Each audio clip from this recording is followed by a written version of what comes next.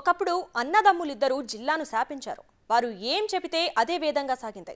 గత ఎన్నికల్లో వారసులను బరిలోకి దింపారు. కానీ ఇద్దరు ఓటమి పాలయ్యారు. ఒకరు వారసుల్లో ఒకరు మాత్రం అధికార పక్షంపై విరుచుకుపడుతుంటే మరో సోదరుడు మాత్రం రాజకీయాలతో తమకు సంబంధం లేనట్లు వ్యవహరిస్తున్నాడు. ఇంతకీ ఎవరా నేతలు? ఏంటా కథ? Watch the story.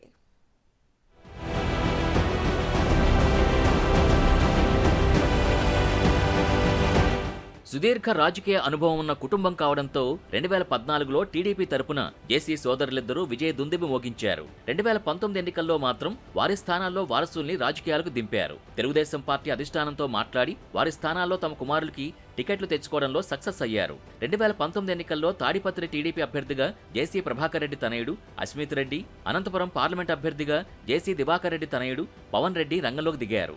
ఎంతో అనుభవం ఉన్న రాజకీయ ఉద్దండుల కుమారులు గెలిపే లక్ష్యంగా 2019 ఎన్నికల్లో ప్రచారం చేశారు. అనూహ్యంగా రాష్ట్రమంతా ఫ్యాన్ గాలి వీయడంతో తాడిపత్రి, అనంతపురం 2 చోట్ల ఓటమి చెందారు.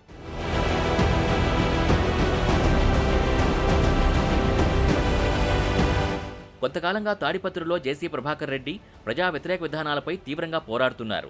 మరోపక్క జేసీ పవన్ మాత్రం జిల్లాలో కనిపించడం లేదు. రానున్న ఎన్నికల్లో జేసీ పవన్ కుమార్ రెడ్డిని అనంతపురం ఎంపీగా నిలబెడతారా లేదా అనేది ప్రశ్నార్థకంగా మారింది. 2 ఏళ్లుగా క్రియాశీలక రాజకీయాల్లో లేని పవన్ త్వరలోనే రంగంలోకి దిగుతారనే వార్తలు వినిపిస్తున్నాయి. పవన్ చురుగ్గా పనిచేస్తే అధిష్టానం మరో అవకాశం కల్పిస్తుందని ఆయన అభిమానులు కూడా చెబుతున్నారు. ప్రస్తుత పరిణామాల దృష్ట్యా జేసీ కుటుంబం పార్టీ కోసం విశేషంగా పోరాటాలు చేస్తూనే ఉంది. టీడీపీ నేత ప్రభాకర్ చౌదరితో విభేదాలున్న 2019 ఎన్నికల తర్వాత కొన్నాళ్లు పార్టీ కార్యక్రమాల్లో పాల్గొన్నారు. కానీ కరోనా తర్వాత జేసీ పవన్ రెడ్డి జిల్లాలో ఎక్కడా కనిపించడం లేదని అనుచరులే చెబుతున్నారు.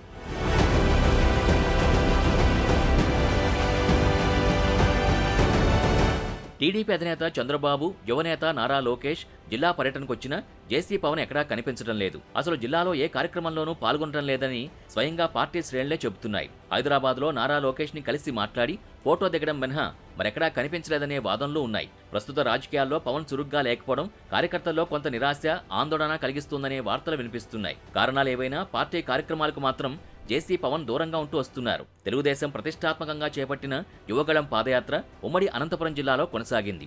లోకేష్ పాదయాత్రలో పార్టీ సీనియర్ నేతలతో పాటు పార్టీలో టికెట్ ఆశిస్తున్న అభ్యర్థులు కూడా చురుగ్గా పాల్గొన్నారు. జేసీ దివాకర్ రెడ్డి, జేసీ ప్రభాకర్ రెడ్డి కూడా యాత్రలో పాల్గొన్నారు. పాదయాత్రలోనూ జేసీ పవన్ పాల్గొనకపోవడం అందరినీ ఆశ్చర్యానికి గురిచేసింది.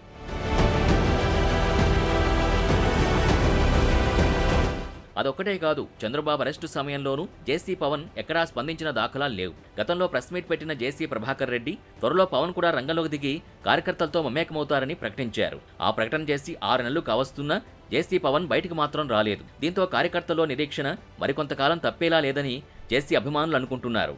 జేసీ కుటుంబ వారసుల్లో ఒక వారసుడేమో దూసుకుపోతుంటే మరో వారసుడు మాత్రం ఎన్నికలు దగ్గర పడుతున్నా అజ్ఞాతం వేయడం లేదు. దీంతో ఇటు క్యాడర్ అటు పార్టీలో కన్ఫ్యూజన్ ఉన్నట్టు తెలుస్తోంది. ఎప్పటికైనా జేసీ పవన్ బయటకు వస్తారో లేదో అని క్యాడర్ ఆశగా చూస్తోందట.